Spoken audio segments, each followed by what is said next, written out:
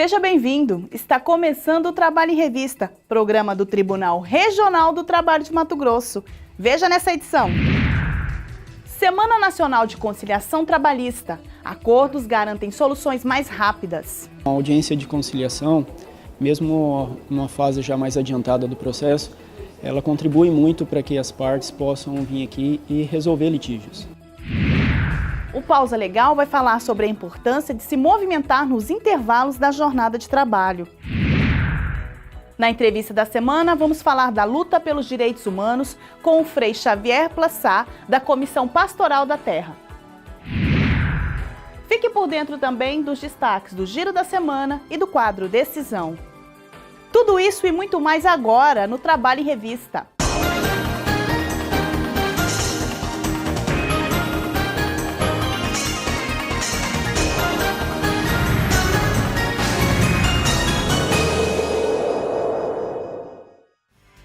Uma semana dedicada à conciliação em todo o país. A mobilização da Justiça do Trabalho ajudou muita gente. Com o tema Menos Conflito e Mais Soluções, muitas audiências terminaram em acordo. Veja mais detalhes na reportagem.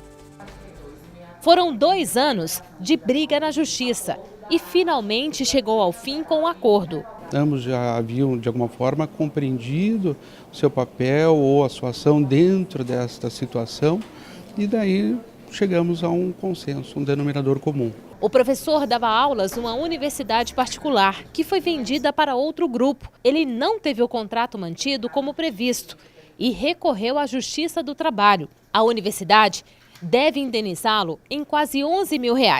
Para vocês também foi vantajosa a conciliação? Sim, toda conciliação ela é vantajosa. As partes têm que procurar a conciliação. Num primeiro momento, até a instituição entendia não ser o caso de fazer um acordo. Mas diante do risco do processo, de diminuir os litígios entre as partes, a gente convergiu para convencer os representantes da instituição que seria uma boa saída a conciliação de hoje. Foi a primeira audiência da Semana de Conciliação de Cuiabá e que terminou com um final bom para as duas partes envolvidas. As partes saíram super satisfeitas, foi um processo bem diferente, né, que inclusive foi a minha sentença, então eu fiquei mais feliz ainda em poder proporcionar essa paz social entre os litigantes. Aqui, mais uma audiência. A ex-funcionária sofreu um acidente no trajeto para o trabalho. No acordo, recebeu mais de R$11 mil. É um alívio para vocês que entraram com essa ação? É um alívio, até porque fim do processo mais rápido, não tem mais tensão, não tem mais processo, preocupação, satisfeitos com o acordo. Para a empresa, o acordo também foi a melhor opção. Sim, a gente entende que uma audiência de conciliação, mesmo numa fase já mais adiantada do processo, ela contribui muito para que as partes possam vir aqui e resolver litígios, né? E muitas vezes os litígios não se resumem apenas à parte monetária, financeira das partes, mas também é uma oportunidade que as partes possam colocar aqui algumas impressões pessoais que tinham e muitas vezes eram apenas ruídos de comunicação. A 5ª Semana Nacional da Conciliação Trabalhista teve como tema Menos Conflitos e Mais Soluções. O evento da Justiça do Trabalho concentra o esforço de realizar o maior número de acordos. Só no Centro de Conciliação do TRT, SEJAESC, foram mais de 170 audiências agendadas. Outras 11 varas do trabalho no estado também participaram do mutirão durante a semana. É relevante para a gente encerrar processos que às vezes perduram já há algum tempo e que às vezes por diferenças mínimas poderiam já ter sido resolvidos há algum tempo e a gente põe fim, né, para ambas as partes esse litígio.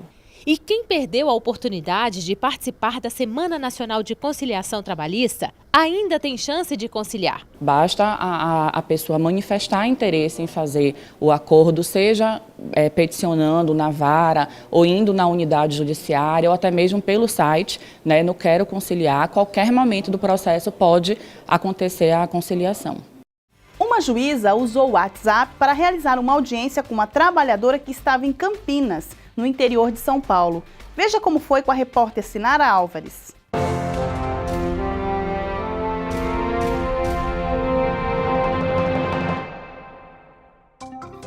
Trabalho de Mirassol do Oeste encontrou uma solução bem criativa para realizar uma audiência. Como uma das partes estava em Campinas, no interior de São Paulo, e não conseguia vir para Mato Grosso, a solução foi utilizar a ligação de vídeo do WhatsApp. Na ação, a trabalhadora pedia reconhecimento de vínculo de emprego e verbas rescisórias de um período que trabalhou como babá. Ela precisava comparecer na audiência, mas não tinha dinheiro para fazer essa viagem. Para não atrasar ainda mais a solução do processo, a juíza Claudirene Ribeiro sugeriu o uso do aplicativo e os dois advogados concordaram em fazer a audiência com a chamada de vídeo. Agora é hora do Giro da Semana. Um dos destaques é o uso da energia solar em Tangará da Serra. O valor da conta agora foi de R$ 79.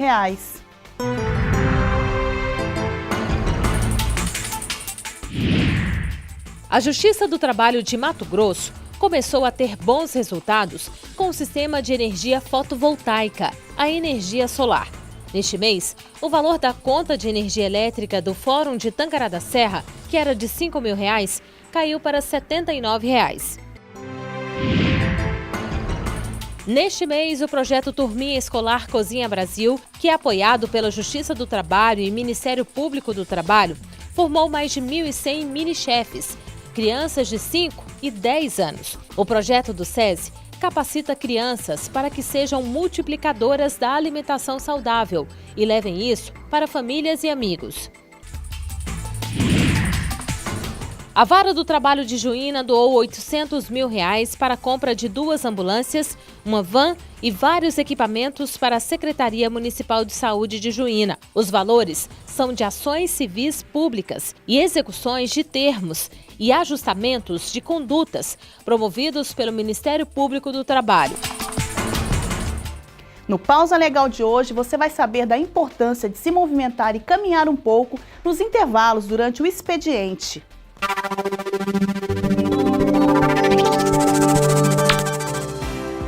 Olá! Nossa dica legal de hoje é que você aproveite sua pausa para se movimentar. Ficar muito tempo na posição sentada prejudica a circulação nos membros inferiores. Por isso, levante do seu posto de trabalho e caminhe. Vá ao banheiro, se alimente, tome uma água, um café. Você sabia que a nossa panturrilha é conhecida como nosso coração periférico? Quando a musculatura dessa região se contrai, ela impulsiona o sangue em direção ao coração. O simples fato de caminharmos aciona essa musculatura, melhorando a circulação e prevenindo problemas vasculares.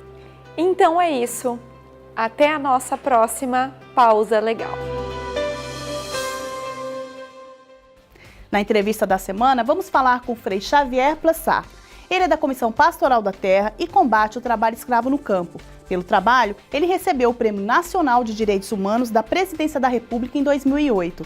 Não saia daí, a gente volta já!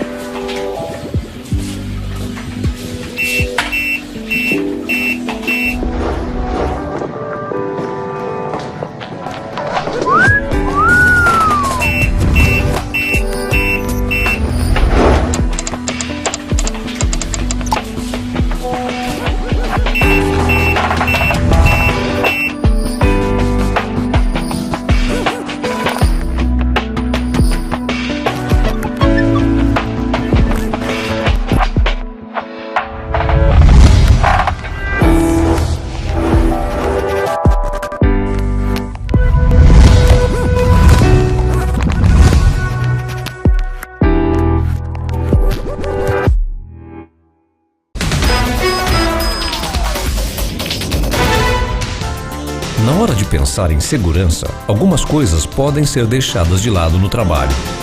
Talvez por achar que não são necessárias, ou porque até atrapalha. Não importa o trabalho, o melhor negócio é sempre valorizar a vida. A Justiça do Trabalho não acontece só nos tribunais. Ela é feita por todos nós. Tribunal Regional do Trabalho de Mato Grosso.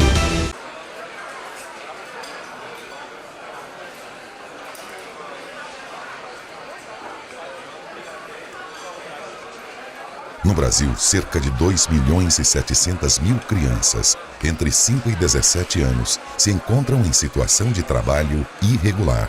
Não leve na brincadeira. Trabalho infantil é ilegal. Denuncie. Disque 100. Uma campanha da Justiça do Trabalho. A Justiça do Trabalho só existe no Brasil? Mitos e verdades sobre Justiça do Trabalho. A Justiça do Trabalho está em diversos lugares do mundo e há muito tempo. Em alguns países, ela existe desde o século XIX. Na França, sua origem é ainda mais antiga, vem da Idade Média. A Justiça do Trabalho, aliás, é bastante comum na Europa. Na Alemanha, maior economia do continente, o sistema é igual ao nosso aqui no Brasil. Juiz local, que equivale às varas do trabalho. Tribunal Estadual, semelhante aos nossos TRTs, e Corte Superior, como o nosso Tribunal Superior do Trabalho. Na Inglaterra, existem os tribunais de emprego, com 2 instâncias para julgamento de ações trabalhistas. Também temos cortes de trabalho na Suécia, Noruega e Finlândia, nações que estão no topo do ranking quando o assunto é desenvolvimento. Na América Latina, outros países contam com a Justiça do Trabalho. Chile e Argentina são alguns deles. E essa lista só aumenta. Em todos esses países, a Justiça do Trabalho está presente para resolver conflitos entre empregadores e empregados, garantindo que os direitos de cada um sejam respeitados. Agora você já sabe, a Justiça do Trabalho não existe só no Brasil, mas em todo o mundo. Gostou? Compartilhe!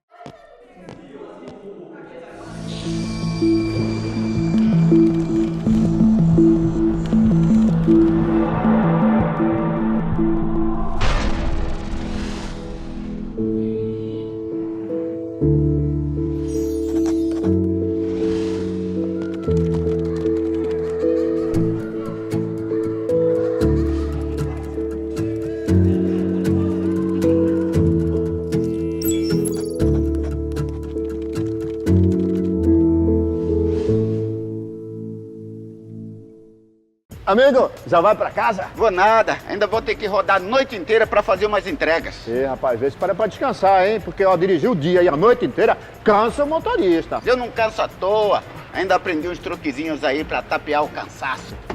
Deixa comigo.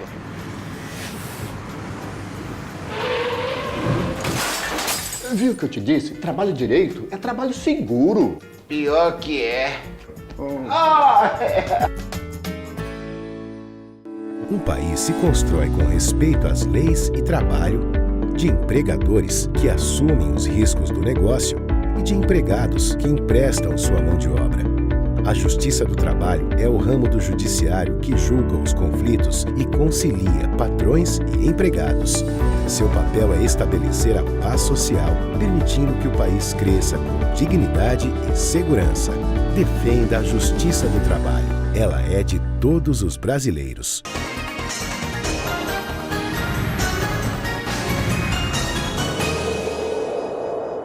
Olá, o tema de hoje é escravidão. Trabalhadores que são explorados na cidade ou no campo. E quem conhece muito bem essa realidade aqui no país e tem defendido os direitos humanos há muitos anos, há pelo menos 20 anos, e até já recebeu prêmios por essa luta, é o Frei Xavier Plassat, da Pastoral da Terra, quem a gente recebe e agradece pela presença. Obrigada. Obrigado. O senhor tem uma história de vida bem longa, veio da França e ficou aqui no Brasil, está aqui no Brasil há um certo tempo. O que fez com que o senhor viesse para o Brasil e defender causas tão emergentes, direitos humanos e o combate, né, ao trabalho escravo? Bom, acontece que eu conheci, quando eu vivia na França, um refugiado político do Brasil, uma vítima da tortura do regime militar. O nome dele é Tito de Alencar. Ele era frade dominicano, ele tinha 4 anos mais que eu. E na época, quando ele chegou, era 1971, me parece, ele chegou expulso do Brasil em troca do embaixador da Suíça, sequestrado para conseguir a libertação de outros 70 presos políticos. Ele tinha sido torturado de forma bárbara e, na sequência, na França, a vida dele foi uma tentativa de se reconstruir, uma tentativa que não deu certo.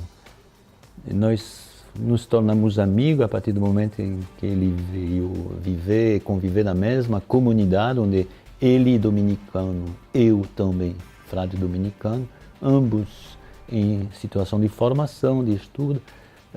Nós fizemos amizade, eu tentei entender o que poderia ajudar eles a refazer e não conseguimos.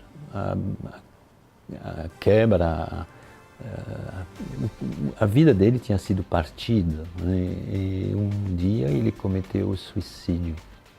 E 9 anos depois, o suicídio foi em 74, quando em 83 a família, a igreja do Brasil pediram para que ele voltasse ao Brasil como sinal de reconquista do protagonismo do povo contra um regime militar que estava fadado a desaparecer, a desmoronar, né? E aí foi nessa circunstância que eu cheguei em São Paulo em março de 83 e na sequência eu resolvi ir conhecer o trabalho que fazia a Comissão Pastoral da Terra, incipiente ainda, no atual Tocantins, onde um outro frade dominicano, advogado, Henri Burin de Rosier, havia iniciado poucos anos antes o trabalho.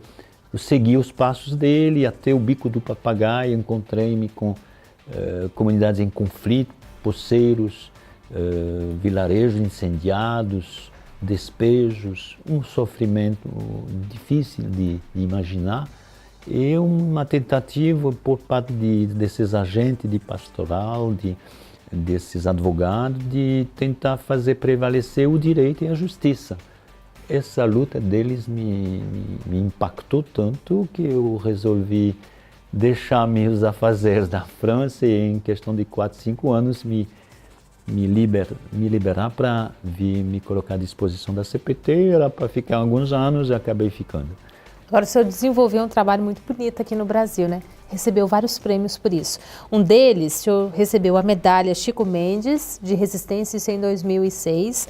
Lá em 2008, né, o senhor também recebeu outro prêmio, que é o Prêmio Nacional de Direitos Humanos da Presidência da República. Tudo isso porque o senhor trabalhou, né? O que o senhor defendeu tanto para ter esse reconhecimento? Não, na verdade, ao me colocar nesse trabalho da Comissão Pastoral da Terra, a gente se coloca a serviço de um povo sofrido, que o povo do campo, considerado como de segunda categoria, vítima de várias exações, vários crimes, uma concentração da terra terrível. E aos poucos eu fui descobrindo também, ajudado pelos meus colegas que me antecederam. Quando eu cheguei, o Brasil não havia ainda reconhecido a existência legal do trabalho, a existência do trabalho escravo, embora já advertido por várias denúncias, inclusive no plano internacional. E aí uma situação que era muito complicada. Eu mesmo me inteirei dessa situação aqui no Brasil, não tinha a menor noção disso. E meus colegas da Comissão Pastoral da Terra me abriram o olho. E nós resolvemos, a partir de um certo momento, constatando que face a essa invisibilidade de um crime perpetrado constantemente, não de forma acidental, era necessário entrar em campanha, de nos mobilizar mais. E por isso, foi ameaçado de morte? Bom, chegou algum momento, uns 15 anos atrás, de termos que denunciar vigorosamente um esquema de crime organizado tendendo a aliciar trabalhadores do Tocantins para os levar em região do sul do Pará, na região de São Félix do Xingu, onde corriqueiramente acontecia matança, camuflada em acidentes do trabalho, no desmatamento ilegal de áreas imensas. Então, junto com o Ministério Público do Trabalho, o Ministério Público Federal e o auxílio de trabalhador corajoso que foram nos informando dessa situação, nós denunciamos à Procuradoria-Geral da República. Isso desencadeou um processo de vingança da parte daqueles que eram visados, né, que eram visados por mandado de prisão, inclusive. E durante, vamos dizer, em torno de dois anos, nós tivemos que tomar precauções. Agora, no Brasil, o trabalho escravo ele não foi erradicado. Na opinião do senhor, o que falta para que isso aconteça? Bom, faltava inicialmente reconhecer que existe. Reconhecemos em 95, Fernando Henrique. Iniciou-se a partir daí um caminho virtuoso que foi consolidado em 2003 com o presidente Lula na construção de uma política nacional de combate ao trabalho escravo, que tem um tripé embasando ela, uma definição clara do que é trabalho escravo. E essa definição é avançada e considerada piloto por parte das organizações internacionais. Um grupo móvel de fiscalização destinado a debuscar o trabalho escravo e libertar os trabalhadores. E terceiro, uma lista suja que dá transparência a esse sistema e avisa a sociedade, o mercado, a todos. Gente, saiba com quem você está comerciando, consumindo, comprando, vendendo. A dose de risco é grande que haja trabalho escravo e que você se torne cúmplice. Esses três instrumentos deram, por sua vez, a possibilidade de criar outros instrumentos que se consolidaram num plano nacional de erradicação do trabalho escravo, num pacto de empresas contra o trabalho escravo, em várias ações de prevenção, de repressão e de tentativa de mudar a situação real na qual graça o trabalho escravo, o aliciamento, a migração forçada. Agora, o senhor chegou a produzir um filme que fala muito bem, retrata a questão da importância de se banir a questão da escravidão, é isso? Sim, nos anos de 2006, 2007, nós tivemos que levar de novo o governo brasileiro a se explicar perante a Comissão Interamericana de Direitos Humanos sobre uma questão simples. Por que não conseguimos erradicar o trabalho escravo? E para ajudar ao diálogo, nós produzimos um filme que basicamente é feito de entrevista de trabalhadores encontrado em nosso dia a dia de Comissão Pastoral da Terra, que recolhemos denúncias, acolhemos trabalhador fugindo de fazenda, etc., contando. E simplesmente o contar da história deles é uma lição para todos nós. Agora, quando se fala em trabalho escravo, queria que o senhor fizesse um resumo. Quando caracteriza que aquela pessoa está sendo vítima desse tipo de violência? Bom, trabalho escravo é tratar outra pessoa como coisa, não como ser humano.